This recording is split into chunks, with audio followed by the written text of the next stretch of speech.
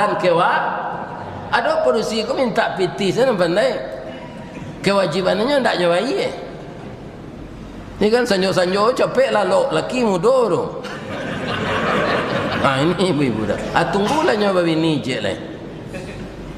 kok kalau lo tu ditanyawan lah boleh hamba lo dah lai terang ada ibu tu dia ambil orang yang kemenanyuan itu tu nanti ada lah kalau kamu masak ibu tanyuan istri Fir'aun ibu Asyah kan kapi lakinya tu nyo kecil lo dirinya tu Tuhan baca lah ibu biko surah An-Nazi'at di rumah kecil Fir'aun ko wa ana rabbukumul a'la saya Tuhan yang tinggi. Tapi bagaimana istrinya